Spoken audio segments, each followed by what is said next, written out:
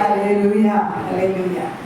అట్లాగే నేను తిరిగి నెలలో 2 సాతాను శక్తులను చూసి వచ్చాను. అలా చెప్పడానికి ప్రవచించవచ్చు. పేర్లు చెబితే ప్రమాదం అయిపోతున్నాను, పేర్లు చెప్పడానికి చెబుతున్నాను. ఇక ప్రదర్శన చేయాలని నిర్ధారణ వచ్చేసాను. వెళ్ళాలి నా బిడ్డలు సాతాను చేత శోధించబడితే చర్చకి రాలేకపోతున్నారు. నేను వెళ్ళకపోతే ఎట్లా? ఆ దురాత్మలు తరిమేయబడాలి అంటే నేను అడుగు పెట్టాలంటే అడుగు పెడితే అక్కడ ఆశీర్వాదం దేవుడు ఇస్తాడు. దేవుని స్తోత్రం గట్టిగా. హల్లెలూయా. నమ్ముట నీ వలన అయితే నమ్మువానికి నీ దైవజనుడు నీ ఇంటికి వచ్చాడు అంటే అలనాడు షునేమిరాలు ఏం చేసింది? ఆ వాక్యం చెప్పుకుందాం చూడండి. 2వ రాజుల గ్రంథము 2వ రాజుల గ్రంథము 2వ రాజుల గ్రంథము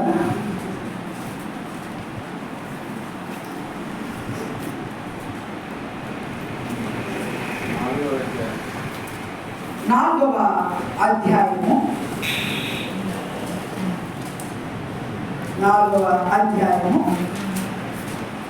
8వ వచనం నుంచి చదువుదాం. ఒక దినమున ఎలీషా షునేమి పట్టణమునకు పోగా అచ్చట గనురాలైన భోజనమునకు రమ్మని అతని బలవంతం చేసెను. కనుక అతడు ఆ మార్గమున వచ్చినప్పుడల్లా ఆమె ఇంట భోజనము చేయించి వచ్చెను.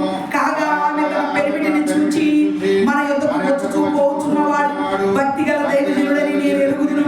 కావున మనము అతనికి గోడ మీద ఒక చిన్న గది కట్టించి అందులో అతని కొరకు మంచము, బల్ల, పీట, దీపస్తంభము ఉంచుదాము. అతడు మన యొద్దకు వచ్చినప్పుడల్లా అందులో బస చేయవచ్చునని ఆ తర్వాత అతడు అక్కడికి ఒకనొక దినమున వచ్చి ఆ గదిలోంచి వచ్చి అక్కడ పరుండేది. పిమ్మట దాసులైన గెహాజీని పిలిచి ఈ షునేమీరాలును పిలువమనగా వాడు ఆమెను పిలిచాడు. ఆమె వచ్చి అతని ముందర నిలవబడినప్పుడు అతడు నువ్వు ఇంత శ్రద్ధాభక్తులు మా ఎందుకు కనపరిచినవి? నీకు నేనేమి చేయవలను?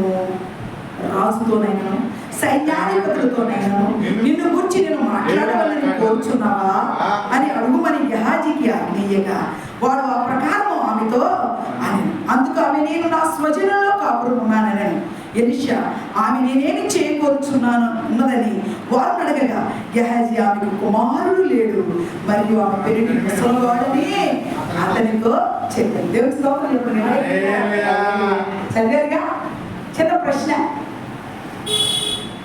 ఈ ప్రవక్త ఎవరు? ఎలీషా. ఎవరు శిష్యుడిరా? ఏలియా శిష్యుడు. ఏలియాకి శిష్యుడు. ఎలీషాకి ఎన్నంతల ఆత్మ కావాలని అడిగాడు ఏలియాని? 200 ఆత్మ వచ్చింది ఆయనకి. వచ్చింది. ఏలియా 14 అద్భుతాలు చేస్తే ఎలీషా 28 అద్భుతాలు. 20 అంటే 14 ఎంత? 28 అద్భుతాలు చేశాడు. అంటే డబల్ ఆశీర్వాదం వచ్చిందా లేదా? అంటే ఎలీషా ప్రవక్త ఎవరు అంటే ఒక చిన్న మాట వాక్యం వస్తాం. 120 ఎకరాల ఆసామి, 12 అరకలతో పనులను పెట్టి దుక్కిస్తున్నాడు.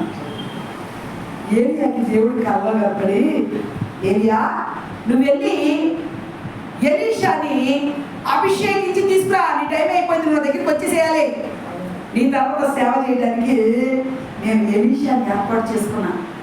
దేవుడే సిద్ధపరచుకున్నాడా లేదా? దేవుడే ఏలియాకి బయలుపరిచాడా లేదా? మరి ఏలియా సొంత నిర్ణయం అది కాదండి. ఏలియా రథములతోటి అగ్ని గుర్రాలతోటి దేవుడి దగ్గరికి వెళ్ళిపోవాలి. వెళ్ళిపోక ముందే సిద్ధపరచడానికి దేవుడు ఏం చేస్తున్నాడు? తన కోసం తన పని జరిగించుకోవడానికి తగిన వారిని దేవుడే సిద్ధపరచుకున్నాడు. దేవుడి స్తోత్రం. 120 ఎకరాల ఆసాన్ని సిద్ధపరచుకున్నాడు. పెళ్ళయిందా? కుటుంబం లేదు. తల్లిదండ్రులు ముద్దు పెట్టుకుని వస్తానన్నాడు. ఎలీషా దున్నుగా ఉండేటప్పుడు వెళ్ళాడు. వెనక్గా దుప్పటి చెంగు తీసి అట్ట మేలేశాడు. ఎవరి మీద? ఎలీషా మీద. ఏంగా నేను రాయ చాలేదు అన్నది అన్నాడా? వస్తానన్నాడా? వస్తా ఏమన్నాడో తెలుసా? జాగ్రత్తగా దేవుడు పెట్టేసుకోకుండా చెప్పండి. చిన్న మంట భయపడుతుంది అంటాడు. 2 3 ఎక్కడ గుడి ఉంటే అక్కడే ఉంటాడు. అంతే. 100 మంది అక్కర్లా, 100 మందిలో కూడా ఉంటాడు. 2 3 చెప్పాడు ఆయన. 2 3 ఎక్కడ గుడి ఉంటే నేను అక్కడ ఉంటాను. ఉంటానన్నాడు. ఉంటే ఏం చేస్తాడు? ప్రతి కోరికను తీరుస్తాడు, ప్రతి అవసరాన్ని తీరుస్తాడు. ఎలా ఉండాలంటే శ్రద్ధాభక్తులతో ఉండాలి. దేవుడు అంటే భయం ఉండాలి. ఎలీషా భయపడ్డా లేదా? ఏలియా వచ్చి ఎప్పుడైతే దుప్పటి వేసాడో, నన్ను నీ పనికి దేవుడు పనికి నేను పిలుస్తున్నాడయ్యా అంటే నేను వస్తానన్నాడు కానీ రానని. మరి ఇంకేం చేశాడు? నా తల్లిదండ్రులు ముద్దు పెట్టుకొని, నా తల్లిదండ్రుల దగ్గరికి వెళ్ళి ముద్దు పెట్టుకున్నాను, మళ్ళీ ఎవడే నీ దగ్గరికి వచ్చేస్తాను వెళ్ళాడు. వెళ్ళి తల్లిదండ్రులు ముద్దు పెట్టుకున్నాడు. 12 అక్కడికి ఎన్ని ఎద్దులు ఉంటాయి మొత్తం చెప్పాలి? ఒక్కొక్క అరకు 2 ఎద్దులు. 12 అంటే ఎంత? టోటల్ 24 24 ఎద్దుల్ని వచ్చేసేమన్నాడు. మొక్కలు చెప్పి చేసాడు ఎద్దులు. బ్రహ్మాండమైన లెగ్ పీసులు కూరలు 8 కలిపి ఫ్రై చెప్పి చెప్పేసేసాడు ఎద్దులు. నాగటిని, మేడిని, కాడిని, బండిని, చక్రాల్ని సమస్తమును మొక్కలు చేసేసేమన్నాడు. మొక్కలు చేసేసేసి ఈ భోజనాలు వండడానికి గొత్తి నగల చేతనే మీరు వంట చేయాలన్నాడు. గొత్తి నగలు అంటే ఏంటి? వ్యవసాయానికి వాడే పనిముట్లో. ఈ పనిముట్లన్నిటితో ఈ 24 ఎద్దులు రుచికరమైన వంట చేయని ప్రేరణ పెట్టాడు. 120 ఎకరాల ఆసామి ఎద్దులే లేకుండా వ్యవసాయానికి మళ్ళీ నేను తిరిగి రావడం అనుకున్నాడు. వెంటనే ఆ వంట చేయించి అందరిని ఊరంతా పిలిచి భోజనాలు పెట్టించి ఆయన ఆస్తిని పంచి తల్లిదండ్రులు గుర్తు పెట్టుకొని, నా తల్లిదండ్రులను చూడండి, ఇక్కడ నేను రాను, వెనక్కి నేను దేవుడి పని మీద వెళ్ళిపోతున్నాను అని ఆ అప్పు చెప్పేసి ఆ ఊరు పెట్టి షాపాతు కుమారుడు బయట రావడం వెనక్కి తిరిగి చూసాడా? ఎలీషా దగ్గరికి వస్తే, ఏలియా దగ్గరికి వస్తే ఎలీషా ఏం చేయాలి?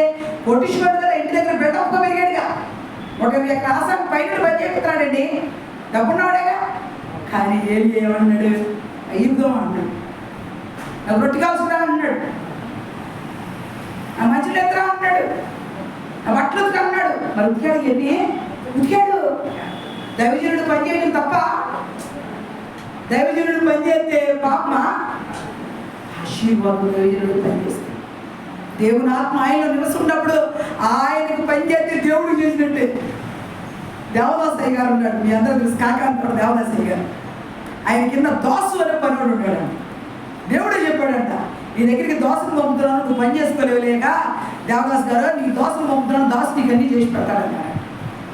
దాసుని ఎవడు వచ్చాడంట, వాడు పేదవాడంట, భార్య బిడ్డలు లేనివాడు, అమాయకుడు అంట. వచ్చి అయ్యగారు దేవుడు అన్నయ్య కళ్ళలో కనపడి నువ్వు దేవదాసయ్య గారి దగ్గర పట్టుకో అని చెప్పి అలా చేయాలి అన్నాడు. ఏంటయ్యా నేను అందుకే వచ్చానంటే, దాసు వచ్చావంట, అన్నం వండుకొని 3 రోజులు అయింది, నా చేతులు ఉడుకుతుంది, ఉడుకోవాలంటే అదే వద్ద అన్నమంటారా? దాసు గొప్పలు చేయగారికి ఏం చేశాడు? అన్నం వండి గంజి కాసి పెట్టాడు. కూరగాయలు ఏం లేవు, డబ్బులు లేవు దేవదాసయ్య గారి దగ్గర.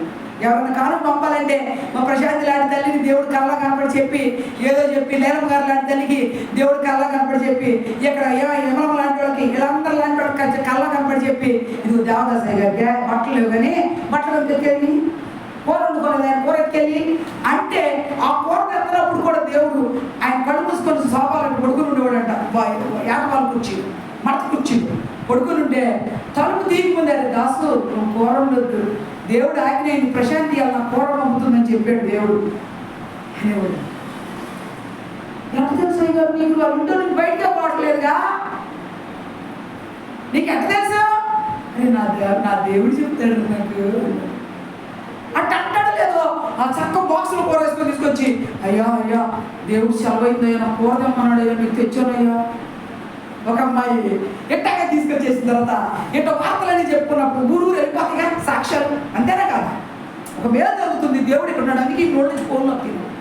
దేవుడు కార్యం జరిగితే దేవుడు స్ప్రెడ్ అవుతాడు కదా ఆయనే. అట్లాగే మోగమ్మాయిని తీసుకొని మాట పరుపు లేకుండా ఈ పరీక్షత్వం కోసం కుమారుడు వచ్చారు.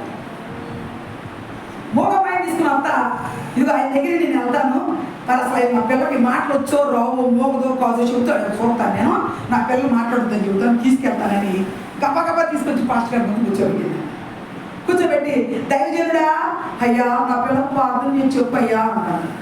మోగ పిల్లలు తెచ్చి పరీక్షిస్తున్నావే నన్ను నువ్వు అన్నాడు. ఏమి స్తోత్రం చెప్పండి. ఎవరి ఆత్మ అది? దేవుని ఆత్మ.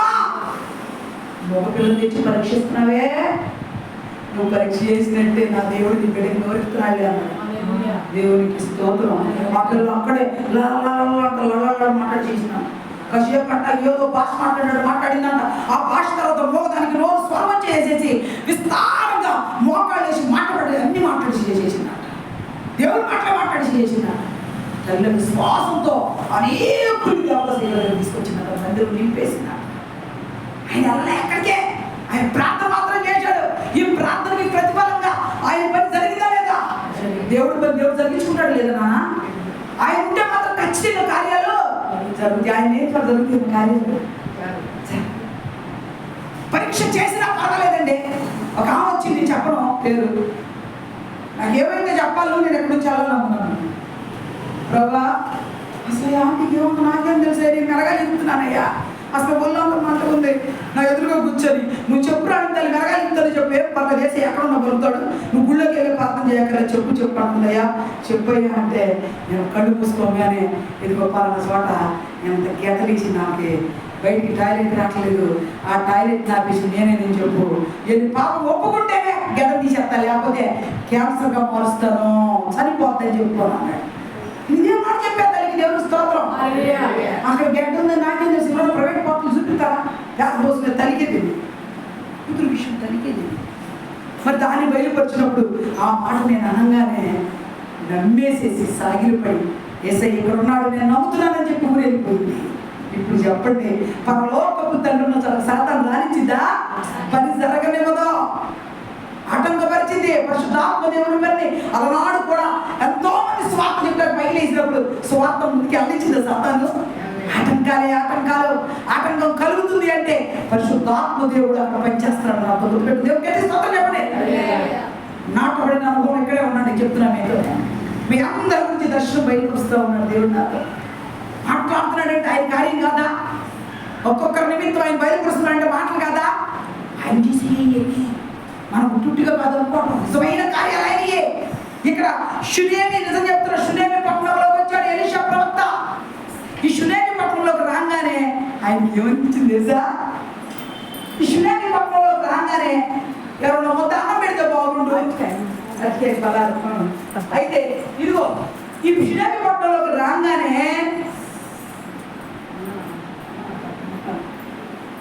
ఏమనుకున్నాడు తెలుసా? ఎవరు నాకు అన్నం పెట్టడం. రాత్రి నిజంగా అందరిని తిరిగేవారు. కవర్ గారు టీ కాఫీ పెడతాను, ఫోన్ తీసుకొచ్చింది. ప్రశాంతి ఆమె చిక్కటి పెడతాము, కుషపాలని అంటుంది. మేమే అన్ని కవర్ చేయడం బయలుదేరుతాం. లేవం గారు ఉన్నాడు, మా పాలు వేస్తాను అంటుంది లేవం గారు. ఈ పిల్ల అమ్మ అంటుంది, అమ్మ రాబురాకు వచ్చి మా పిల్లలు పాత గట్టి కూసాండి అంటుంది. అసలు ఎక్కడ మనం నిలబడి రెండు మొక్కలే ప్రశాంత్ దగ్గర కూర్చో కూర్చున్నాం అంతే, కూర్చోలేక ఎక్కడ లేవం గారి దగ్గర కూర్చొని చేసినాం. కూర్చోాలి అసలు ఎక్కడ చేసుకుంటా ప్రార్థన చేస్తా వచ్చాం. ఆకలి కొని ఉన్నాం. ఇంటికి రాగానే వేడిగా చక్కగా తినేసి చక్కగా తిన్నాం, తృప్తిగా ఉన్నాం. మీ అందరూ ప్రార్థన చేసిన ప్రార్థన ప్రతి ఇంటిని దర్శించి అట్లా వెళ్ళి ప్రార్థన చేసి ఇంటికి చేరినాక ఆనందం కలిగింది. నా దేవుడు చేసినట్టు ఆ ఫీలింగ్ వచ్చింది. నిజం చెప్తున్నా, సంతోషభరితం అయిపోయాం, మేము ఆనందభరితం అయిపోయాం. 3 గంటలకి నన్ను లేపేసాయి, లేచి ప్రార్థన చేయాలి.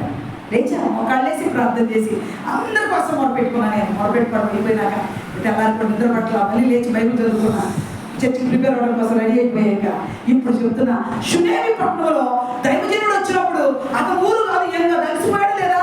అలసిపోయిన దైవజనుడికి అన్నం పెడతానికి ఎవరు పిలుస్తున్నారు? షునేమి అని పిలుస్తుంది. దేవుడి శక్తిని ఎరిగిన నువ్వు దైవజనుడికి ఆతిథ్యం ఇటు మర్చిపోవాక. దైవజనుడు వచ్చినప్పుడంట, ఇంటికి వచ్చినప్పుడు దైవజనుడు నేను ఎక్కడ దాన్ని నన్ను కాదు మీరు జ్ఞాపకం పెట్టలేదు. దైవజనుడు పొరుగు నుంచి వచ్చేవాళ్ళు అన్నం తిన్నాడా లేదా? మేమే పోతుమరి రావడం ఎప్పుడన్నా పోతుమరి ఆకలేసి దేవుడు తెలియదు. ఇంటికా ఉన్నప్పుడు దాని దేవత ఎక్కడ తిరిగితే ఏం తెలీదు. పొరుగురు వెళ్ళినప్పుడు మాత్రం పరిచయం ఆకలి కలుగుతాం. మేము ఎవరు ఏది పెట్టినా తింటా చూస్తాం. అయ్యగారు ఎక్కడ తిన్న మనిషి గబ్బగ పెట్టి తింటాడు అన్నం అంటే ఆకలి కలిగిందనే అర్థం. వెళ్ళినప్పుడు మనం పొడి మాసం కూరండి, ఎండ వస్తుందండి, 2:30 అయ్యింది, కరెంటు పోయింది ఊర్లో. వాళ్ళు ఇసులుగారులు తీసుకొని ఇసురుకుంటూ మాకు అన్నం పెట్టారు. అట్టాయి అయ్యో ముందు తిని ఆ ఎండలోనే బండి వేసుకుని వస్తూ వడతగిలిపోయింది. ఆ రోజు అసలు అలిసిపోయాం ఇద్దరమే. ఇక అలసిపోయినాక అన్నాడు, ఏంటి ప్రయాసపడాలంటావా? బండి కారు లేదు, అందరూ కారులో సరదా పోయి వాకింగ్ పరిచయం చేయొచ్చాం.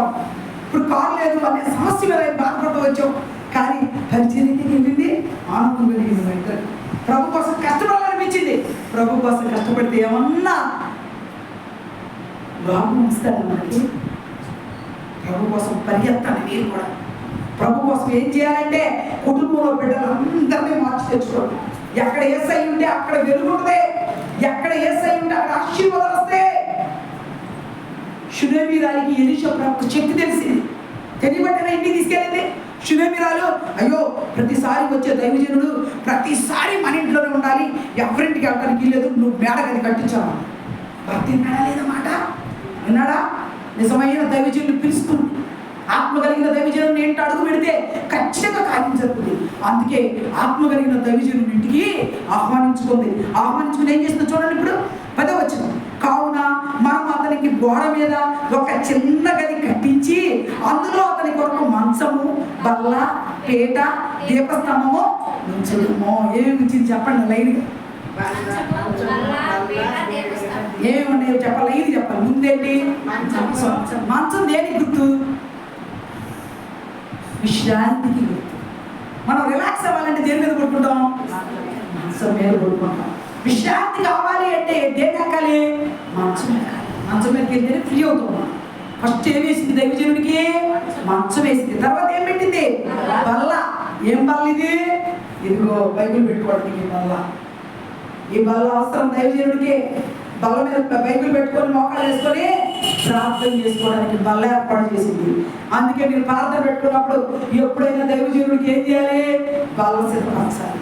బల్ల దైవజనుడు బల్ల వేయాలి, వడ్డేసి చక్కగా బైబిల్ పెట్టుకోవడానికి. అదే మందసమేగా ఏమి ఏర్పాటు చేసింది? బల్ల ఏర్పాటు చేసింది. తర్వాత ఏముంది? పీట ఉంది. పీట ఎందుకు గుర్తు?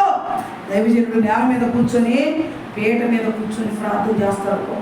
పీట మీద కూర్చుంది. తర్వాత ఇంకేముంది? దీపస్తంభము. ఇటు చూడండి, ఆయనకు ఒకసారి మొన్నే మా నాన్న చేయించాడు, నాకు కొనుక్కొచ్చాడు. ఆ సిరు కూడా ఆయనే చేయించుకొచ్చాడు. అయితే ఈ దీపస్తంభానికి గుర్తు ఒకసారి చూడండి. దీపస్తంభానికి ఎన్నో కొమ్మలు చూడండి. క్యాండిల్స్ ఎన్ని పెట్టచ్చు? 7 పెట్టచ్చు. 7 పెట్టాలి. యెరూషలేము దేవాలయంలో నాకు కోరిక, ఇది అన్నాడు. నేను ఎత్తు పొందామని చూస్తే 5,000 చర్చిలో పొందామని కొవ్వొత్తులు వెలిగిస్తారు. మీరు కూడా వచ్చినప్పుడు వెలిగించుకుంటారు. ఆ దీపస్తంభాన్ని అక్కడ పెట్టుకుంటే రాగానే ఇష్టపడ్డవాడు కొవ్వొత్తు వెలిగించుకుంటారు, మంచిదని దాన్ని నేను ఎత్తు చేయమని చెప్తే 4,000 చిల్లర బుక్కులు పెడితే ఎవరో ఒక అతను చేసి తెచ్చిస్తారండి. ఇప్పుడు ఈ దీపవృక్షం అనేది అవసరమా? అవసరం. దీపవృక్షం గురించి ఏమనుందో తెలుసా? దీపవృక్షము అంటే ఏంటి అంటే అనేకులుగా ఒక కొమ్మ నుంచి ఎన్ని వచ్చిన దీపాలు? 7. దేవుడు సిలువలో వాళ్ళకి నాణ్యని 7. వారానికి రోజులన్నీ 7. రంగులన్నీ 7. ఇంద్రధనుసులో రంగులన్నీ 7. ఖండాలన్నీ 7. దేవుడు కొన్నిటిని ప్రాముఖ్యమైనగా పెట్టాడు. 7 అనే దాన్ని ప్రత్యేకంగా చేసి ఇక్కడ 7తో నింపబడిన ఈ దీపవృక్షాన్ని కూడా ఈ తల్లి సిద్ధపరిచి, ఈ తల్లి ఏం చేసింది? ఈ దీపవృక్షాన్ని కూడా పెట్టింది. ఈ దీపవృక్షాన్ని పెట్టి ఏం చేసింది? చూడతారా, చదవండి. దీపస్తంభము ఉంచుతాము, అతడు మన యొద్దకు వచ్చినప్పుడల్లా అందులో బస చేయవచ్చునని చెప్పాను. ఆయన ఏం చేసేవాడు? రాగానే కూసేపు మంచం మీద రిలాక్స్ అయ్యేవాడు. తర్వాత పేట మీద కూర్చునేవాడు, బల్ల మీద బైబిల్ పెట్టుకునేవాడు, చదువుకునేవాడు. దీపవృక్షంలో కొవ్వొత్తులు వెలిగించేవాడు ఊరికి వచ్చి. అలాంటి సమూహలు ఉన్నాడే దేవాలయంలో దీపం మారిపోకుండా వెలిగించింది ఏంటంటే ఇదే వృక్షమే. ఈ దీపవృక్షాన్ని ఇక్కడ పెడితే వాటిలో కొమ్ములో నూనె పోయాలా, నూనె అయిపోకూడదు. దాంట్లో ఒత్తులు వెలిగించి ఎప్పుడు దీపం మారిపోకుండా 7 ఒత్తులు వెలిగిస్తా ఉండేవాడు సమూహలు. వెలిగించడం వల్ల ఏమైంది? దానికి దేవుని స్వరము. దీపవృక్షం ఉండటం వల్ల స్వరం వినపడే అనుభవం వచ్చింది. దీపవృక్షాన్ని కూడా చేయించుకుంటుంది దైవజనుడి కోసం. సిద్ధపాటు ఉందా నీకు? ఈ రోజు ఆదివారం చర్చకొచ్చావు, నీ కుటుంబంలో నీ కోరిక తీరిపోవాలంటే నువ్వు కూడా సిద్ధపాటు కలిగి ఉండాలి. ఏంటా సిద్ధపాటు? దేవుని కోసం సిద్ధపాటు.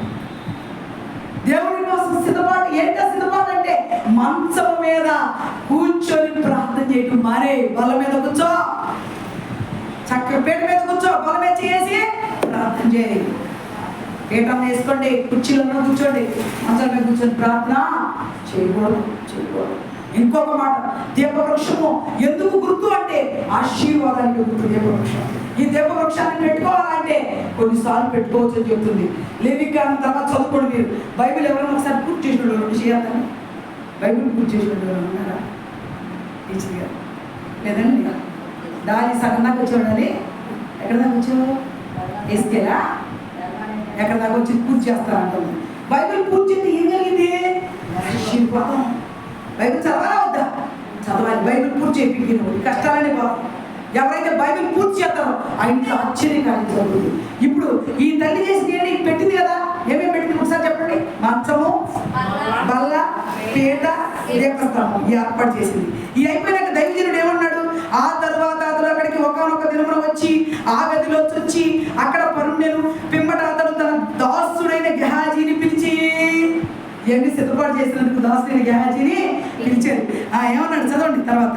ఆ షునేమీదాన్ని పిలువమనగా వాడు ఆమెను పిలిచాడు. ఆమె వచ్చి అతను మందరం నిలవబడినప్పుడు అతను, నీవు ఇంత శ్రద్ధావంతులు మా ఎందుకు కనపరిచితివి, నేను నీకేమి చేయవలను?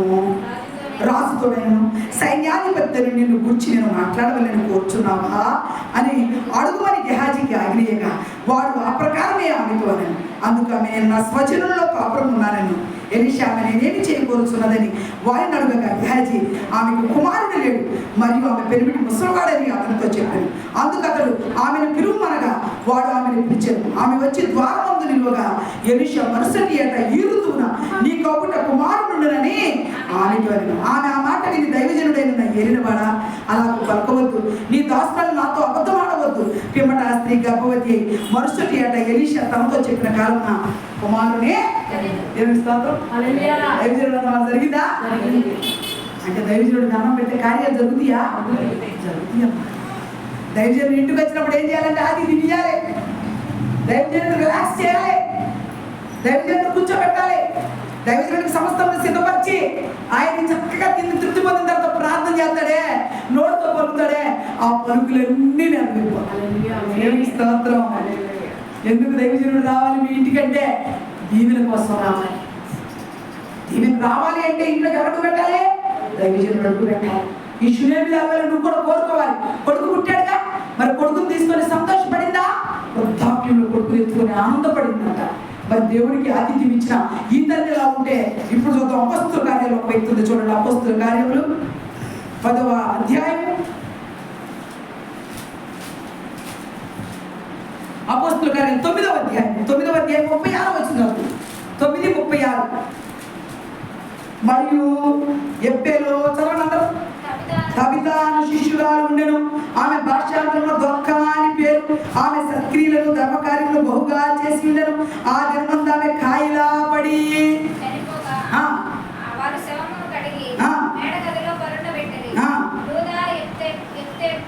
లుద్ద ఎబ్బేకు దగ్గరగా ఉండుట చేత పేతురు అక్కడ ఉన్నాడని శిష్యులు విని అతను తడువు చేయగా తమ ఎద్దుకు రావాలని వేడుకుంటూ ఇద్దరు మనుషులను అతని ఎద్దుకు పంపి పేతురు లేచి వారితో కూడా వెళ్ళి అక్కడ చేరినప్పుడు వారు మేడగదిలోనికి అతను తీసుకుని వచ్చి విధవరాలందరూ వచ్చి ఏడ్చుచు దొక్క తమతో కూడా ఉన్నప్పుడు పుట్టిన అంగీలు వస్త్రములు చూపుచు అతని ఎదుట లేచి పేతురు అందరినీ వెలుపలకు పంపి మోకాళ్ళలోని ప్రార్థన చేసి శవం వైపు తిరిగి తబితా లెమ్మనగా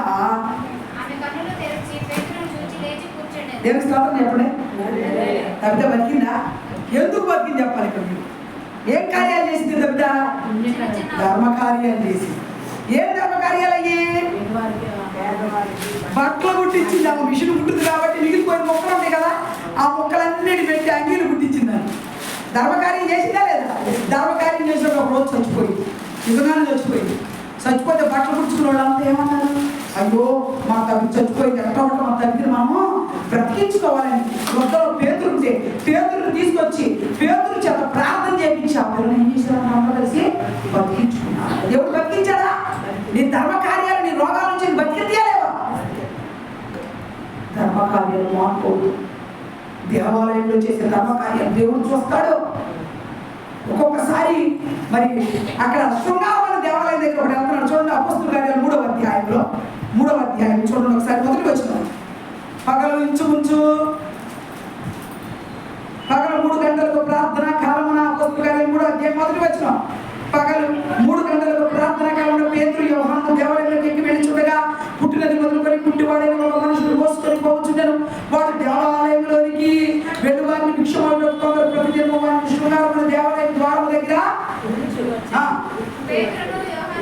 దేవుడు ప్రవేశించుకున్నప్పుడు వాడు చూచి భిక్షమడుగుగా పేతురును యోహాను వారిని తేరి చూచి మా తప్పు చూడమనేది. వాడు వారి యొద్ద ఏమైనా దొరుకునని కనిపెట్టుచు వారి వద్ద లక్ష్యం ఉంచెను. అందుకు పేతురు, వెండి బంగారం నా యొద్ద లేవు గాని నాకు కలిగినదే నీకు ఇచ్చేదనెను. నజరేయుడైన యేసుక్రీస్తు నామమున నడువమని చెప్పి వాని కుడి చెయ్యి పట్టుకొని లేవనెత్తురు. వెంటనే వాని పాదములను బలము పొందెను. వాడు దిగున లేచి నిలిచి నడిచెను. గంతులు వేయచు దేవుని స్తుతించుచు వారితో కూడా దేవాలయంలోనికి వెళ్ళాను. వాడు నడుచుచు దేవుని స్తుతించుట ప్రజలందరూ చూచి శృంగారమైన దేవాలయ ద్వారము దగ్గర నిలిచి ఉన్నవాడు భిక్షమ వరకు కూర్చున్నవాడు వీడే అని గుర్తెరిగి వానికి జరిగిన వాని వరకు ఏం చేశారు? తర్వాత చూచి విస్మయంతో నిండిపోయారు. దేవునికి స్తోత్రం, హల్లెలూయా. పుట్టుకుంటాడంట, మోసుకొచ్చారు అడుక్కోవడానికి. ఏ దేవాలయం ఇది అందరూ చెప్పాలి. ఏ దేవాలయం? ఇక్కడ ఈ గుడ్డు వాడిని స్వస్థపరిచింది ఎవరు? పేతురు, యోహాను. పేతురు, యోహానులు ఎవరు? యేసయ్య శిష్యులు. వాళ్ళకి స్వస్థవరం వచ్చిందా? వచ్చిందమ్మా వాళ్ళకి స్వస్థవరం. వాళ్ళు ఏం చేయగలిగారు? ఒక గుడ్డివాడిని ఏం చేశారమ్మా? నజరేయుడైన యేసు నామములో లేచి నడవనంగా ఏమైపోయింది? చక్కగా లేచి గుడ్డివాడు ఎగిరి గొంతులేస్తుంటే అందరూ ఏమనిపించింది? ఇప్పుడు మన అన్నారావు గారు ఉన్నాడు, బండిలో తిరుగుతున్నాడు. ఆయన లేచి నడుచుకుంటూ పోతున్నాడు. ఎక్కడదమ్మా ఊరిలో మీరు అంతా చూశారు కదా, ఎప్పటి నుంచో పోతున్నాను. ఆయన బండిలో తప్పితే ఇడిగా తెలియదు మీరు. ఆయన లేచి పరిగెత్తున్నాడు. ఎక్కడ అమ్మో ఇద్దరు పుట్టినోడు ఎక్కడుతున్నాడు రే? ఇప్పుడు పుట్టిన కానించి పక్షమే పోయి వచ్చినాడు కదా, ఎక్కడుతున్నాడు అనిపించిందా లేదా? అలాగే ముందు ఊళ్ళో అంతా అక్కడ ఆ పిల్లలు చూసి అట్టాగే అనుకున్నారంట. ఇప్పుడు పుట్టాడు కదా పుట్టుకుతానే, అసలు ఎక్కడుతున్నాడు రా? దేవుడి కార్యాలు ఎలా ఉంటాయి? అలాగే ఉంటాయి. అద్భుతాలు జరుగుతాయి. దేవుడు ఎలాంటి కార్యాలు చేస్తాడంటే అద్భుతాలు చేస్తాడు. నువ్వు నమ్మాలి. ముందు నమ్మితేనే కార్యమా లేదా? అద్భుతం జరగాలి అంటే ముందు దేవుడి మీద నమ్మకం పెట్టాలి. ఇప్పుడు అది చెప్పుకున్నాం. తగ్గుతా ఉంది, దొరక్క ఉంది. ఏం చేసి దొరక్క మంచి పని చేసి చెప్పాలి. ఏం పనులు మంచి పనులు అంటే ఆమెకు ఉన్న దానిలోనే ఆ మొక్కల చెక్కలని పోగేసి బుడలో కుట్టించింది. పర్సన చచ్చిపోయినప్పుడు బ్రతికింది. షునేమిరాలు ఏం చేసింది? దైవజనుడికి బల్ల, మంచము, పేట అన్ని చేసి ఆయనకి ఆతిథ్యం ఇచ్చినందుకు ఆమె కొడుకు కూడా చచ్చిపోయాడు. తెలుసా? తర్వాత కింద చదువుతాం. 2వ రాజు దాన్ని కూడా చదువుతాం. ఆ కొడుకు ఒక రోజు కాయిగా పడి ఉన్నాడు. తలపోయని ఏడుస్తాడు. చూడండి 4వ అధ్యాయం 2వ రాజుల గ్రంథము 4వ అధ్యాయము 19వ వచనం చదవండి. అతడు వారిని 18వ వచనం ఆ బిడ్డ ఎదిగిన తర్వాత ఒకనాడు పోకపోయి వారి ఎదురున్న తన తండ్రి దగ్గరకు పోయి అక్కడ ఉండగా వాడు తన తలపోయనే అని తన తండ్రితో అతడు వాడిని ఎత్తుకొని తల్లి ఎత్తుకు తీసుకొని పోమని పరివారితో ఒకటి చెప్పగా వాడు ఆ బాలుని ఎత్తుకొని వాడి తల్లి ఎత్తుకు తీసుకొని పిల్లవాడు మధ్యాహ్నం వరకు పడుకొని చనిపోయాను. అప్పుడు ఆ పిల్లవాడిని దైవజనుడి మంచం మీద పెట్టి తలుపు వేసి ఆ పరివారాన్ని ఒక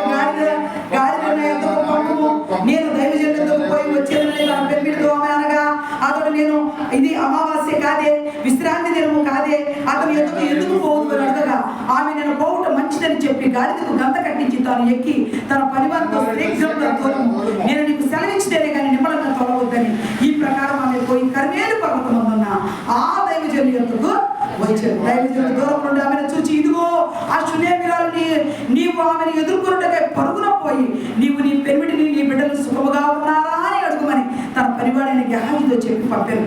అందుకు ఆమె సుఖముగా ఉన్నామని ఆమె కొండ మీద ఉన్న దైవజనుడి వద్దకు వచ్చి అతని కాళ్ళు పట్టుకొనెను. గెహాజీ ఆమెను తోలివేయుటకు దగ్గరకు రాగా దైవజనుడు ఆమె బహు వ్యాకులముగా ఉన్నది, యెహోవా సంగతి నాకు తెలియజేయక మరుగు చేశాను, ఆమె జోలికి పోవద్దని మనకి చెప్పండి. ఇక్కడ ఆమె గురించి దేవుడు బయలుపరచక మరుగు ఏం చేశాడు?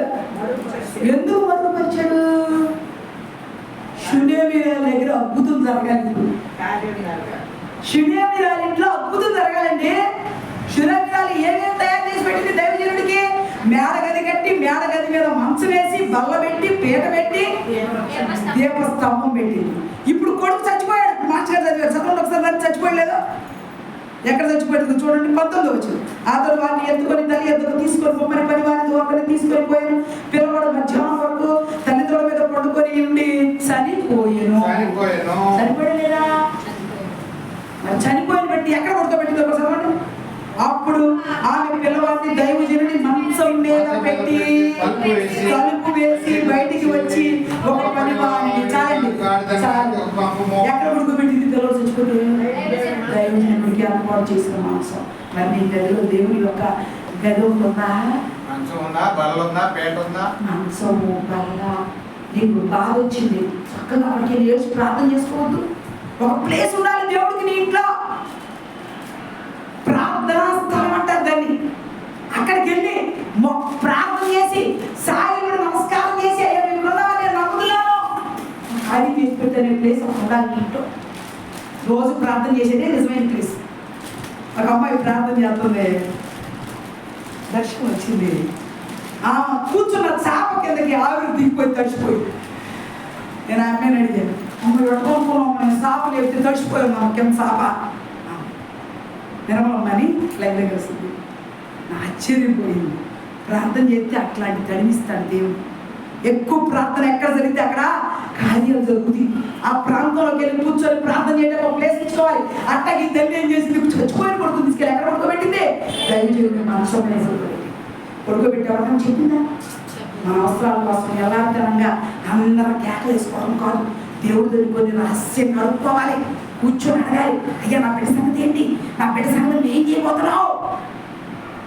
కొన్ని మరుగు చెప్తాడు. ఇప్పుడే చెప్పాడు ఈ షునేమిరాల గురించి దేవుడు నాకు ఎందుకో బయలుపరచలేదన్నాడు. ఇక్కడ ఎలీషా ప్రవక్త ఏమన్నాడు?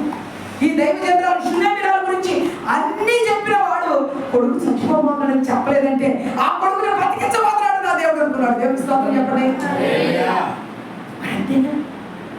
వాడు ఇప్పుడు ఏం చేశాడు? ఎలీషా ప్రవక్త ఇది మరుగు చేశాడు కాబట్టి దుఃఖముఖిగా ఉంది. ఆ తల్లి ఏమనొద్దని లోపలికి తీసుకొచ్చిన తర్వాత ఏం చేశాడు? 27వ వచనం చదవండి. అతని కాళ్ళు దైవజనుడు ఆమె బహు వేగంగా ఉన్నది. యెహోవా ఆ సంగతి నాకు తెలియజేయక మరుగు చేశాను. ఆమె జోలికి పోవద్దని ఆజ్ఞయించాను. అప్పుడు ఆ కుమార్తె కావాలని నేను నా ఏలుని పడలేదని అడిగినా నన్ను భ్రమ పెట్టవద్దని నేను చెప్పలేదా అని అతనితో మనవి చేయగా అతను నీ నడుమ బిగించుకొని నా దండమును చేత పట్టుకొని పొమ్ము. ఎవరైనా నీకు ఎదురుపడి వెళ్ళామని నమస్కరించవద్దు. ఎవరైనా నీకు నమస్కరించని అక్కడికి పోయి నా దండమును ఆ బాలుని మీద పెట్టుమని ఇచ్చి ఆగండి. చర్చి నుంచి వెళ్ళినాక ఎక్కడికి పోకూడదు. దీవిని ఎక్కడ తీసుకెళ్ళాలి? ఇంటికి తీసుకెళ్ళాలి. దండమును చేతికిచ్చి గెహాజీని ఎక్కడ నమస్కారం చేయమని చెప్పాడా? ఎవరికి పో అన్నాడా? సూటిగా ఎవరికి వెళ్ళమన్నాడు? షునేమిరాల కొడుకు దగ్గరికి వెళ్ళిపోమన్నాడు. అక్కడికి బయలుదేరేటప్పుడు ఎవరికైనా నమస్కరించదుగా నేను చేయమన్నాడా?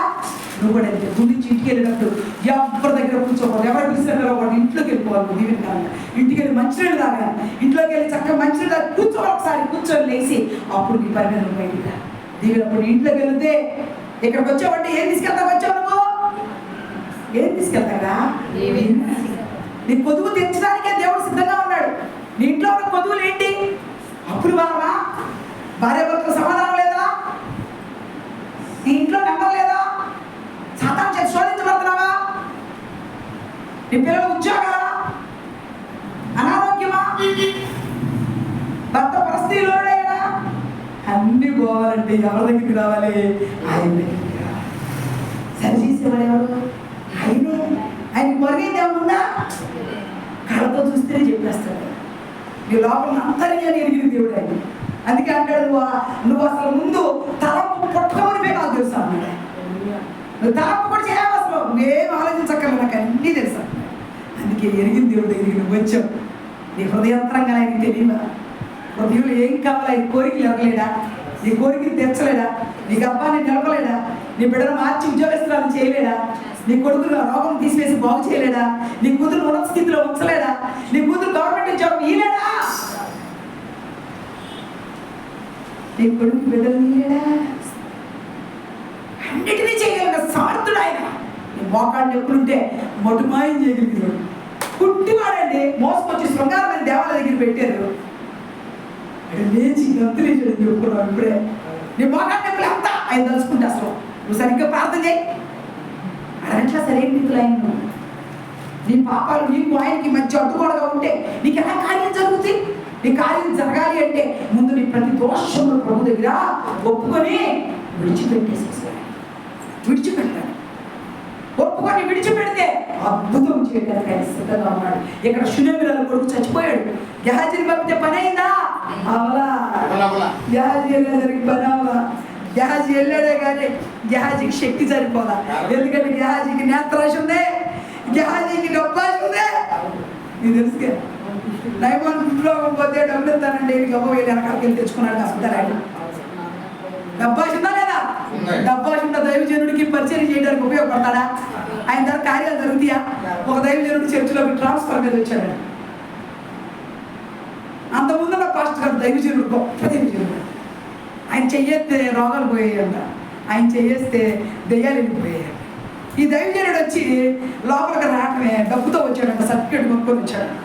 కుర్రోడంట మంచి షూట్ వేసాడు, కాస్టిక్ బ్రాస్లెట్ పెట్టాడంట, డైమండ్ రింగ్ పెట్టాడంట, వాళ్ళే షాప్ కొన్నాడంట పిల్లవాడు.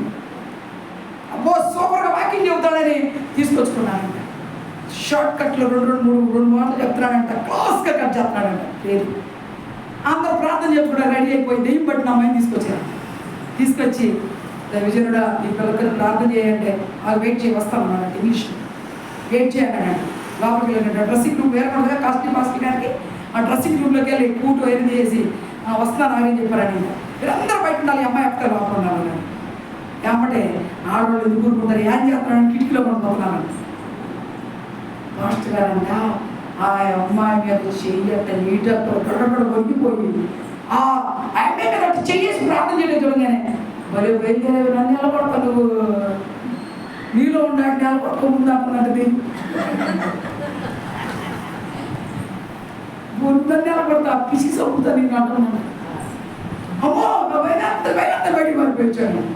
కిటికీలో కూడా చూసానంటే పాస్ట్ గారి దగ్గర ఆయన లేదు, పాస్ట్ గారు ఆయన పెడతారా లేదా? శక్తి లేని వాడు పాస్ట్ గారు ఎట్టవుతాడండి? దైవశక్తిని అనకుండా క్లాస్గా తయారయ్యి క్లాస్ మెయింటైన్ చేస్తా దేవుడి పనికి అయ్యే అవసరమా? నేటి దినాల్లో క్లాస్ ఎక్కువైపోయింది. దేవుడి శక్తిని ఆశ్రయించట్లా, గొప్ప బెల్లప్పులతో పరిచయం చేసేస్తున్నారు. బెల్లప్పు కాదు ప్రభు చూస్తుంది. పరలోకం నుండి ఆయన ఏం చూస్తాడో తెలుసా? నీ క్రియలు చూస్తాడు, నీ నడక చూస్తాడు. గెహాజీ నడక ఎట్టుందో తెలుసా? డబ్బాస్తో కొట్టుకుంటున్నాడు. ఎప్పుడు డబ్బు వచ్చిందా మా దేవజీరుడు దొరకకుండా ఆ వెండిని బంగారం కాచేద్దామని చూస్తున్నాడు. ఎన్ని శుభ్రతకైతే ఎన్ని లేవు.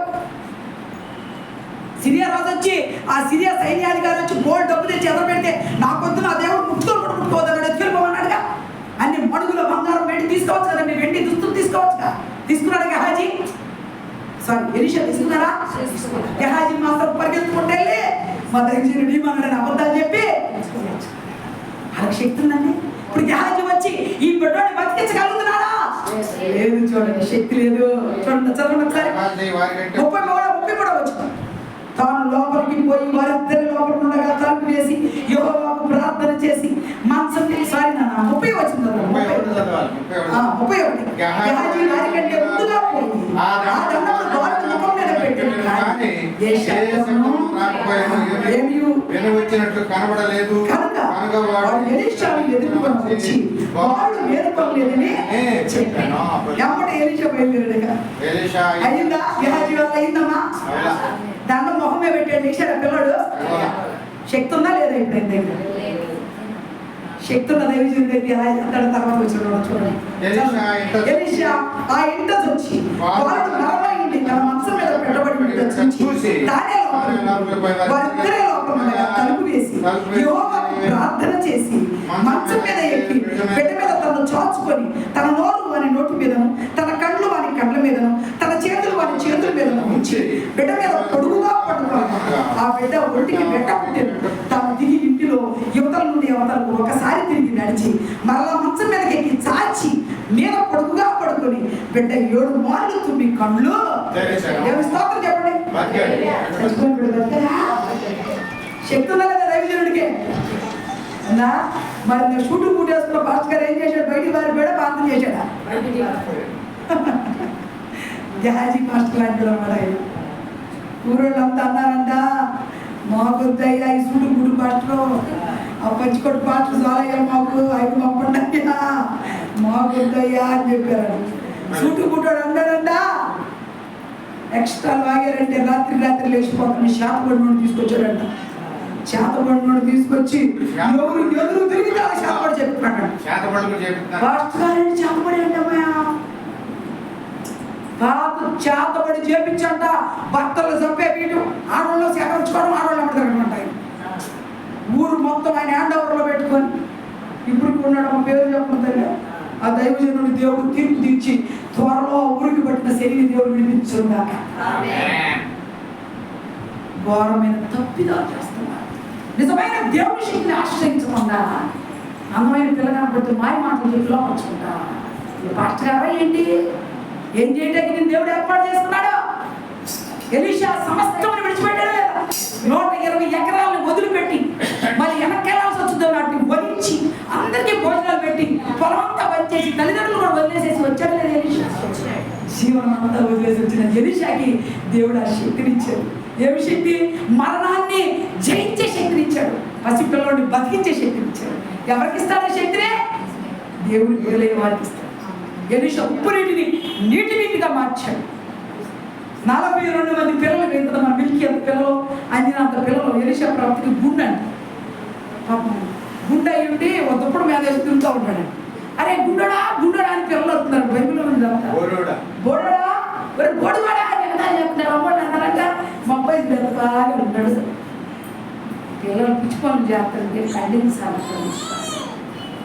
అరే బోడోడా, మరి బోడోడా ఎక్కిపోతున్నావా? ఎక్కిపో నోళ్ళు వేసుకుంటూ పోతున్నారు. ఎలీషా ప్రవక్త ఒక్క మాటే అన్నాడు, ఒక్క మాటే అన్నాడు. లేదో ఆడు ఎలుగుబంటులు 2 వచ్చి 42 మంది పిల్లల్ని కొరికి చంపేసి దైవజనుడు నేత చేయొచ్చా? ఇవాళ ప్రార్థన బయలుదేరారమ్మ, భక్తి పరులు అబ్బో భలే బయలుదేరారమ్మ. అమ్మా మాకేమో అన్నా వాళ్ళ మీద తీర్పు వచ్చింది. నిజమైన భక్తి మానవ పరిశుద్ధాత్మ దేవుడు ఉన్నాడు కాబట్టి ఆయన ఖచ్చితంగా కక్ష తీర్చుకుంటాడు. నేను ఏర్పాటు చేస్తున్న వారి మీద నువ్వు తిరుగుబాటు చేస్తున్నావని నీ మీద కోపం వచ్చింది. అందుకే మనం నిజాయితీగా ఆయన పాదాల దగ్గర మనం ఏం చేయాలి? పవిత్రించాలి. ఎలీషా శక్తిని ఇచ్చారా లేదా? దేవుడు ఇచ్చి బతికించారా లేదా బిడ్డని? అట్లాంటి శక్తిని మనం ఆశ్రయిద్దాం. ఎక్కడికి వచ్చింది ఎందుకంటే పరిశుద్ధాత్మ శక్తి ద్వారా కార్యాలు జరిగించుకోవడానికి వచ్చాం. పరిశుద్ధాత్మని అడుక్కున్నామని వచ్చాం. అందుకే ప్రార్థన అవసరం. అందరి కోసం ప్రార్థన చేయడం అయిపోయింది. ఇప్పుడు మీ అందరూ ప్రార్థన చేసుకునే సమయం ఇస్తాను. ఒక్క 5 నిమిషాలు త్వరగా ప్రార్థన చేసుకోండి. తర్వాత కాలు పడుకొని ముగిచేద్దాం. ప్రార్థన చేసుకోండి. దేవునికి స్తోత్రం. హల్లెలూయా హల్లెలూయా. అందరూ ప్రార్థన అందరూ ఖాళీగా మౌనం ఎవరు చేయాలి. ఇప్పుడు ఎన్నో అవసరాలు ఉన్నాయి, అడగాలి ప్రభుని. చేయాలి నువ్వు కూడా ప్రార్థన. మా వ్యక్తిగత ప్రార్థనలు అందరూ చేసుకోవాలి. 5 నిమిషాలు.